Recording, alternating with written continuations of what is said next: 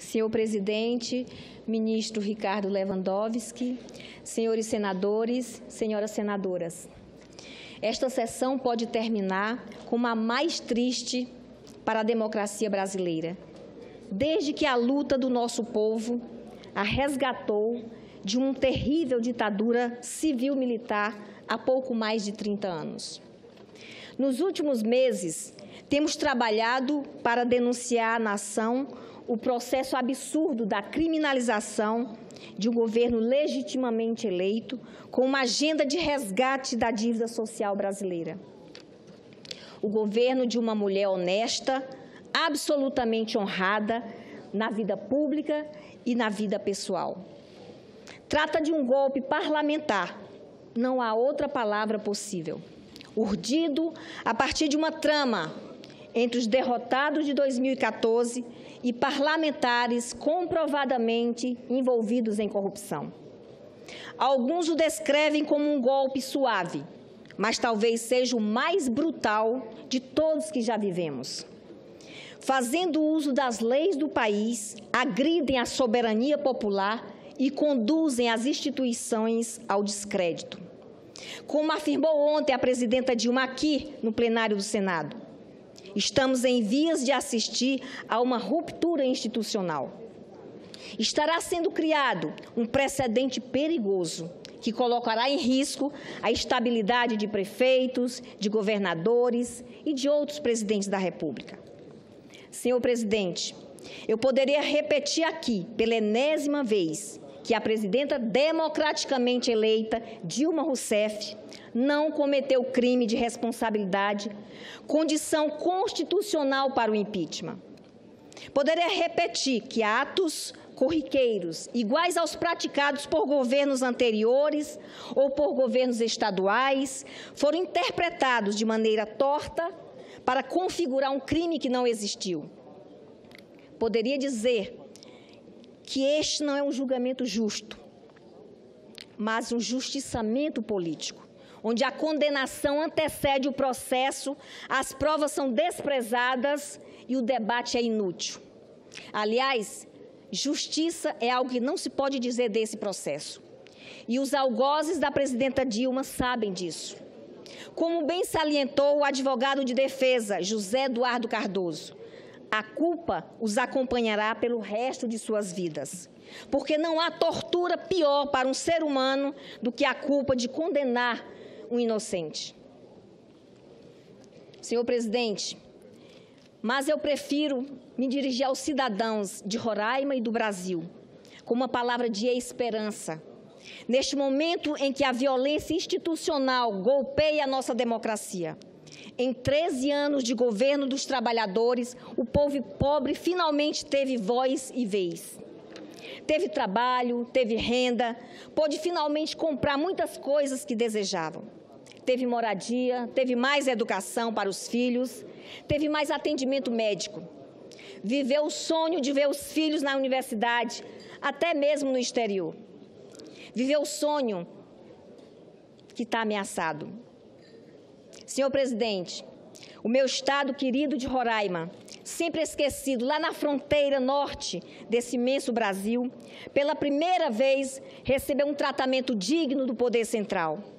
Além das políticas sociais, que foram marca dos últimos 13 anos e que têm tanta importância para um estado tão carente como o meu, a presidenta demonstrou atenção especial com o nosso povo. Gostaria aqui de fazer justiça, citando alguns números. Cerca de 30 mil pessoas foram beneficiadas com habitações do Minha Casa Minha Vida. Mais de 13 mil famílias atendidas pelo Luz para Todos. Mais de 140 empreendimentos do Programa de Aceleração do Crescimento. Recuperação de rodovias federais. Unidades básicas de saúde e creches em todos os municípios de Roraima. A Casa da Mulher Brasileira, que será inaugurada em breve na nossa capital, Boa Vista, para acolher as mulheres vítimas de violência doméstica e sexual. E não foi só isso, e nem apenas isso. Dilma se empenhou para resolver os problemas energéticos do Estado. Lamentavelmente, esses problemas voltaram a nos atormentar nas últimas semanas, lançando dúvidas sobre o interesse do governo golpista em efetivar a tão sonhada ligação energética entre Roraima e o resto do Brasil através do Linhão de Tucuruí. Dilma também concretizou um desejo antigo dos roraimenses, que era a transferência de terras da União para o Estado. E o fim do Parque do Lavrado, que atormentava e agoniava os nossos produtores rurais, os nossos agricultores do nosso Estado, senhor presidente.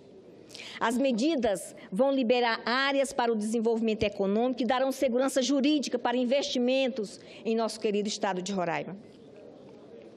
Senhor presidente, neste momento em que o voto popular tem o seu funeral, em que um governo antipopular e ilegítimo é sagrado por um colégio eleitoral de 81 senadores, neste momento eu quero falar de esperança. Há uma conquista inegável do povo brasileiro que precisa ser reafirmada nesse momento. Me refiro à conquista de cidadania, de consciência, de afirmação de direitos.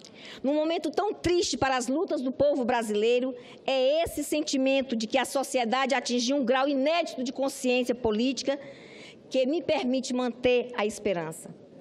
Agora que os ganhos sociais estão ameaçados por um governo que não visa o bem de todos, mas somente dos arquitetos do golpe, mantenho acesa a esperança na luta do povo brasileiro de uma vida digna por um Brasil para todos.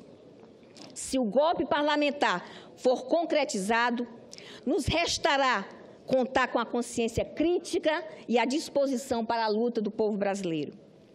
Senhores senadores, senhoras senadoras, os donos do poder vão tentar nos convencer de que é bom trocar saúde pública por plano de saúde privado, que é bom ter um ambiente de ensino onde o professor não tem liberdade, que é bom pagar pela universidade pública, hoje gratuita, que é bom se aposentar aos 70 anos e não mais aos 60, que é bom o salário mínimo não ter mais reajuste acima da inflação.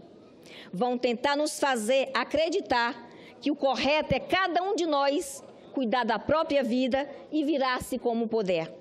Vão dizer que o dinheiro do governo não dá para financiar tudo e o mais importante é usá-los para pagar juros aos bancos e para garantir os lucros dos ricos. Mas quando os brasileiros entenderem o verdadeiro jogo político-econômico que está por trás desse processo, o seu poder vai se impor. E vão entender no próprio bolso, na própria pele. E então a sua consciência de direitos vai reagir. A sua noção de inclusão na cidadania, de aumento das oportunidades, de melhoria ampla e profunda da qualidade de vida, vai se impor ao ataque dos golpistas. Senhor presidente, o Congresso Nacional transformou-se em um teatro, onde o roteiro é a hipocrisia. Políticos enrolados até o pescoço em suspeitas de desvio de recursos públicos condenam uma mulher que não cometeu qualquer crime. E o faz exatamente na esperança de que as investigações que os atingem cessem ou, pelo menos, sejam feitas em um ritmo mais lento, o ritmo da impunidade. Como não citar mais uma vez a frase símbolo dessa conspiração? Tem de mudar o governo para estancar essa sangria. Figura da proa do aparato golpista, não sabia que estava criando a marca do governo interino. De modo cínico, os golpistas aproveitam o cansaço da opinião pública e o desgaste dos políticos para enlamear a presidenta Dilma e se aproveitar do sentimento de que todos os políticos são iguais. Não são iguais, não são iguais. Não vou me calar. Tenho uma vida de luta ao lado dos interesses do povo mais pobre e jamais me servi da política para obter benefícios pessoais. Portanto, senhor presidente, vou me manter ao lado dos que defendem a moralidade pública e a nossa jovem e frágil democracia. Por tudo isso, pela legalidade, pela democracia, pelos interesses do povo de Roraima e do povo brasileiro, eu voto não. Muito obrigada, senhor presidente.